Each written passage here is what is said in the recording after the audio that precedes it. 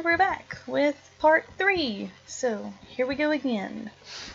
I know these are not the video quality you guys are used to on YouTube, but right now, this is the best I got and I'm working with it. So, again, thank you for bearing with me, and at least we're finally giving you something to teach this lesson. It's been killing me all week that you guys have not had like the same level of instruction as my science classes, and I apologize to you for that. So I'm happy I'm at least finally getting some content out there to teach you guys with. So, back to Andrew Jackson. Now, we had finished discussing how he ended up being married to his wife, Rachel. And let's go back to that for a minute. So, technically, yes, Rachel did end up getting married twice at the same time, but she legitimately thought that her husband was dead and gone. So her and Andrew Jackson both thought that they were in the right, doing the right thing, and nothing scandalous was happening or going on. Because truly, when you look at the facts of the situation, neither of them would have ever been able to know that he was still alive. So, years later, when Jackson gets elected to the White House and Rachel is his first lady, they're very cruel to Rachel about what happened. They're cruel to the point that they end up calling her the whore of Tennessee. And that hurt her and wounded her so deeply, because ladies' reputations were important and precious, and that was kind of who you were in that day and time, how people perceived you.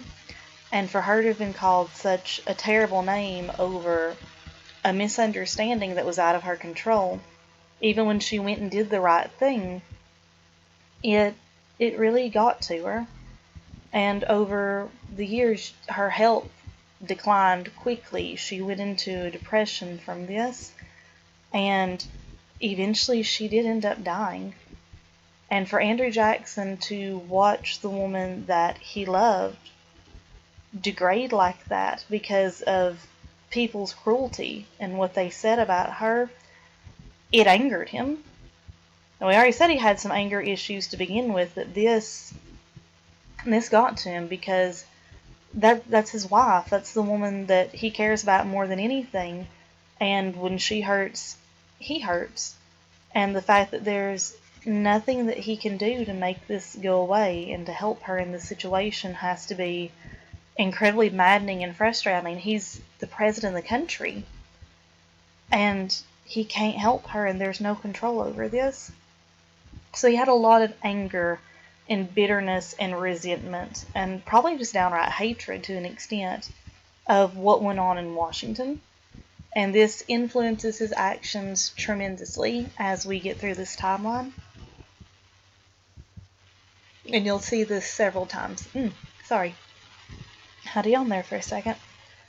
But I digress. We'll go back to 1798, and he is a judge in Tennessee's Supreme Court. Now, this is not the same as the federal Supreme Court. This is just one of the higher up courts in the state of Tennessee. Remember, he did go to law school. So as he's worked his way up to a judge, he has a case one day where a guy's supposed to come in, court stuff is supposed to happen, and the guy doesn't come in. So officers are sent out to bring him in. And even at gunpoint, he still refuses. And when the officers come back to tell Jackson that they can't get this guy to come in, because at this point, Jackson's irate. He's wanting to know, where is this man? Why is he not with you? And the officer's like, he's crazy, man. We couldn't get him to come with us. He just refused. And at this point, Jackson is fed up and over their nonsense, and he gets up and proceeds to leave his courtroom and informs the officers, I'll get him. And you can probably about guess where this is going. So Jackson arrives at the man's home, and pretty much proceeds to tell him, probably very colorfully, that he's coming with him and to get in, and they're going to go to the courthouse.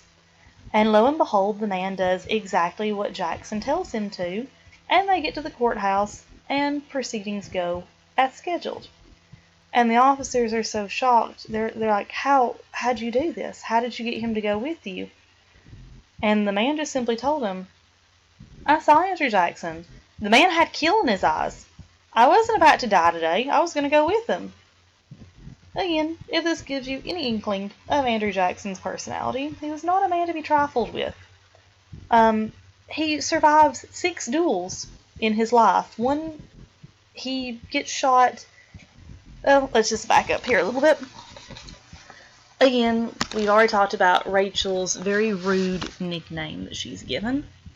And some very stupid and unlucky soul either called her that name directly to Jackson's face or within earshot of him. And Jackson's pretty much like, oh, no. This isn't happening. We're going to have a duel. And so they got to choose the amount of paces, and this guy that happened to smart off to Jackson ends up being about the best shot that there is in a duel. So everyone's trying to talk Jackson out of it. He's like, you realize this guy doesn't really miss. Like, you're probably gonna die. And he's like, yeah, I know. But it's okay. I got a plan. No sweat. I got this. So they walk their however many paces in their duel, because you could actually decide how many paces you want to take. And they swing around, and really good shot takes his shot and hits Jackson square in the center of his chest, and Jackson never once tried to fire his gun. He staggers back a little bit, regains his composure, and then he draws his gun, takes his dear sweet time, centers it on the man's head, pulls the trigger, and puts an end to him. And that's how Andrew Jackson wins the duel. He purposely intended to be shot, so that way he could take longer time to aim. The bullet stopped, I believe, about 2 inches from his heart, and was never able to be removed, so he took that with him to his grave. It was not the cause of death, because again, the man was in 6 different duels. Not afraid of a little confrontation. Which will bring us to him putting down the Red Stick Rebellion. Now, the Red Stick Indians were a very rough group of Indians. They'd been attacking a fort, causing a lot of unrest with settlers there, and they were very malicious. So it's Andrew Jackson's job to stop this rebellion and put an end to these Indians. Now again, don't just think he's an Indian hater here, because these Indians attacked a fort and slaughtered pretty much everybody in it. Men, women, children, including babies. And the way that they ended up killing the babies is they literally grabbed them by their back legs and swung and bashed them into trees. Which is hard to think about, process, and just imagine doing, but it's what they did. Now, in this instance, after hearing that, you kind of have to think to yourself, does Andrew Jackson hate Indians and is going to want to go and kill Indians because they're Indians? Or is he enraged at the fact of babies being bashed against trees and brutally slaughtered with other men and women and children? Again, in Jackson's defense, that he does not hate Native Americans, is he took a militia and requested the help of Cherokee Indians to put down this Red Stick Rebellion. And the Cherokee Indian that fought with him, he wrote basically like passes that they would be allowed to keep doing what they were doing and would not be forced to move off of their land. So during this rebellion as well, a very young Red Stick Indian pretty much wanders out of the room, out of the woods. And remember, these are the Indians he's fighting against. So this is an enemy, even though it's just a child.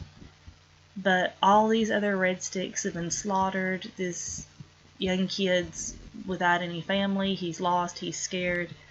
And instead of having him killed, Andrew Jackson gets off his horse, puts the boy on his horse, wraps him up, and sends him back home to Nashville. And later, after all of this chaos and craziness dies down, he ends up adopting that boy as his own son. So Andrew Jackson doesn't have just a hatred of Indians. He was truly upset with what was happening and what was going on, because when Andrew Jackson dies, this Red Stick Native American is going to be standing by his casket and mourning Andrew Jackson's death. So, at the Battle of New Orleans, that was, hopefully you guys remember, the War of 1812. And that was the battle that took place after the war had technically been ended with the Treaty of Ghent, but he's known as a hero from it. So this is a timeline of Andrew Jackson's major events that took place in his lifetime, and we'll get ready for part 4 soon. Thanks for sticking it out with me, guys. Again, I hope this doesn't end up being a million parts, but it is what it is. I can only record for about 15 minutes at a time, and I don't want to just overload you with too many videos. But hopefully we'll get to see you guys soon, and miss you. Stay safe, stay well, and have a good spring break.